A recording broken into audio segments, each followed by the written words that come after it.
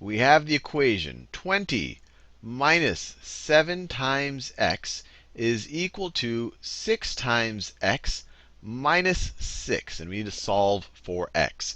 So the way I like to do these is we just like to separate the constant terms, which are the 20 and the negative 6, on one side of the equation. I'll put them on the right-hand side. And then we'll put all of the x terms, the negative 7x and the 6x, we'll put it all on the left-hand side. So to get the 20 out of the way from the left-hand side, let's subtract it. Let's subtract it from the left-hand side. But this is an equation. Anything you do to the left-hand side, you also have to do to the right-hand side. If that is equal to that, in order for them to still be equal, anything I do to the left-hand side, I have to do to the right-hand side. So I subtracted 20 from the left. Let me also subtract 20 from the right. And so the left-hand side of the equation, 20 minus 20 is just 0. That was the whole point. They cancel out. Don't have to write it down. And then I have a negative 7x, just gets carried down. Negative 7x. And then that is equal to the right-hand side of the equation. I have a 6x.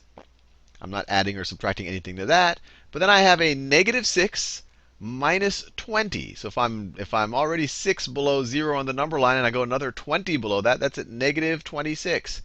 Negative 26. Now the next thing we want to do is we want to get all of the x terms on the left-hand side. So we don't want this 6x here. So maybe we subtract 6x from both sides. So let's subtract 6x from the right, subtract 6x from the left, and what do we get? What do we get? The left-hand side, negative 7x minus 6x, that's negative 13x. Right? It's negative 7 of something minus another 6 of that something is going to be negative 13 of that something. And that is going to be equal to 6x minus 6x. That cancels out. That was the whole point behind subtracting negative 6x.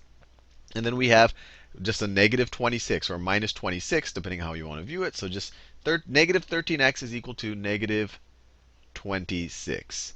Now, our whole goal, just to remember, is to isolate the x. And we have a negative 13 times the x here. So the best way to isolate it is if we have something times x, if we divide by that something, we'll isolate the x. So let's divide by negative 13.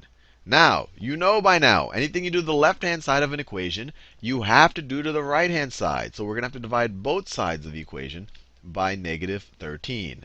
Now, what does the left-hand side become? Negative 13 times x divided by negative 13. That's just going to be x. You multiply something times x divided by the something. It's just going to be, you're just going to be left with an x. So the left-hand side just becomes an x. X is equal to negative 26 divided by negative 13. Well, that's just positive 2. Right? A negative divided by a negative is a positive. 26 divided by 13 is 2. And that is our answer. That is our answer. Now let's verify that it really works. That's the fun thing about algebra. You can always make sure that you got the right answer. So let's substitute it back into the original equation. So we have 20 minus 7 times x. X is 2. Minus 7 times 2 is equal to 6 times x. We've solved for x. It is 2 minus 6. Minus 6. So let's verify that this left-hand side really does equal this right-hand side. So the left-hand side simplifies to 20 minus 7 times 2, which is 14. 20 minus 14 is 6. That's what the left-hand side simplifies to. The right-hand side, we have 6 times 2, which is 12, minus 6. 12 minus 6 is 6. So they are indeed equal, and we did indeed get the right answer.